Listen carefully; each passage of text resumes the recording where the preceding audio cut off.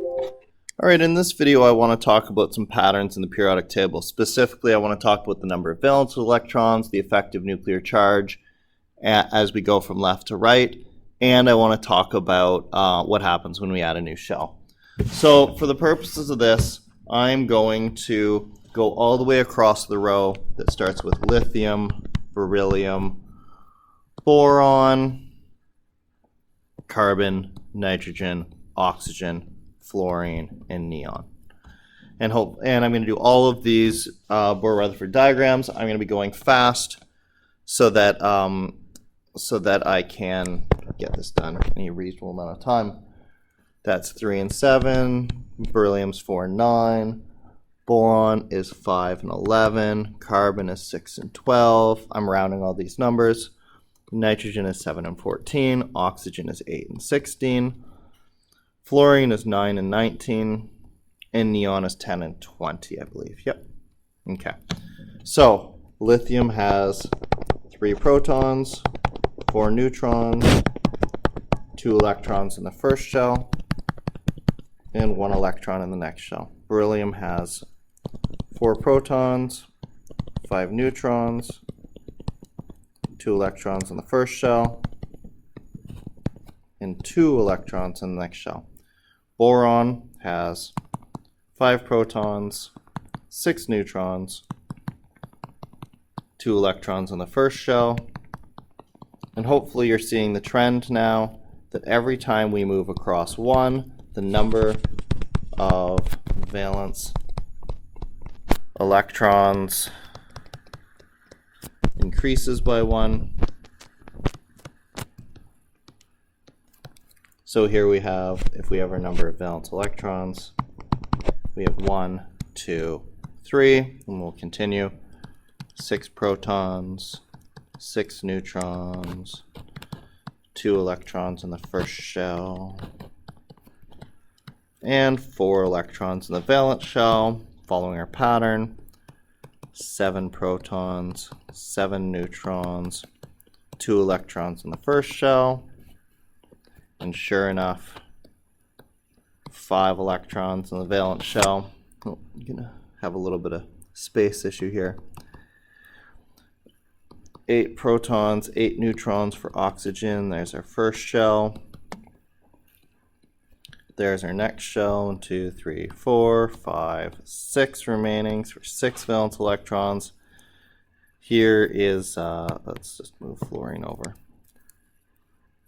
Actually, let's just keep it here. Move fluorine over. So here's fluorine with its 9 protons, 10 neutrons, 2 electrons in the first shell. 1, 2, 3, 4, 5, 6, 7 remaining for the next shell. And then finally neon with its 10 protons, 10 neutrons, 2 electrons in the first shell. Protons and electrons are the same, so that leaves me 8 electrons for the outermost shell. And so we can see the first trend in the periodic table is that the number of valence electrons is based on the column you're in. The first column has 1, second column has 2, third column has 3, and so on. As you move across, you keep adding one valence electron, so you keep getting more. I'm going to do a video on the transition metals. Maybe you've actually watched it already. If you have, then you know that there's a little trick there with them, but beyond that, this is the overall trend. Now let's look at effective nuclear charge. Here, we're going to recall to get effective nuclear charge, we go protons minus inner electrons. So here I have 3 protons and 2 inner electrons, so an effective nuclear charge of +1. For beryllium, I have 4 protons and 2 electrons, or an effective nuclear charge of +2. For boron, 5 protons, 2 inner electrons, effective nuclear charge of +3. Carbon, 6 protons, 2 inner electrons, an effective nuclear charge of +4. Nitrogen, 7 protons minus 2 inner electrons, effective nuclear charge of +5. Oxygen, 8 protons minus 2, giving me an effective nuclear charge of +6.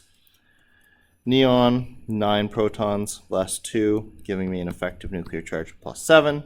And finally, neon, 10 protons, minus 2 electrons for an effective nuclear charge of +8. So our second trend becomes apparent here. As we move across, the effective nuclear charge is the same as the number of valence electrons. It depends on what column it's in. So lithium and everybody underneath them, lithium, sodium, potassium, all have an effective nuclear charge of +1. This is sort of what Mendeleev discovered when he made this periodic table in the first place, although I don't think he really understood it, that the reason lithium, sodium, and potassium all have the same chemical properties is because they all have the same effective nuclear charge of +1, or they're just all very not that attractive to their electrons, which is why they're able to give them up when they form chemical bonds. Everybody under carbon then, for example, carbon, silicon, germanium, all have an effective nuclear charge of +4, which is why they're all flexible atoms. They might lose or gain their electrons since they have a moderate amount of attraction for their electrons. Finally, getting all the way over to something like fluorine, who is our non-metal column, the halogens, fluorine, chlorine, bromine, all with, again, similar chemical properties based on their common effective nuclear charge of +7. And this is why they're very attractive in taking electrons. And if you want to see about noble gases, I've made a video to address that. So those are the two important trends in the periodic table. As we move across, we get increasing valence electrons and increasing effective nuclear charge, moving us from atoms with a few valence electrons who aren't very good at holding on to them, to atoms with many valence electrons who work very hard to hold on to those valence electrons, but also attract in others.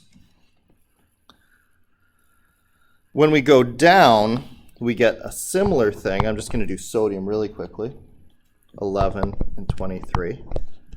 We get a similar thing, but just with one extra shell. So here I'd have 2 and 8, and then one more. And here we can see we again have one valence electron for the guy that's underneath lithium. And if we consider an effective nuclear charge, P equals 11 minus 10 inner electrons, we get an effective nuclear charge of +1. And we can see that it follows the trend as well. But the trend is the same, just with one extra shell. So when we go down rows in the periodic table, we get the exact same looking atom, just with a bigger shell.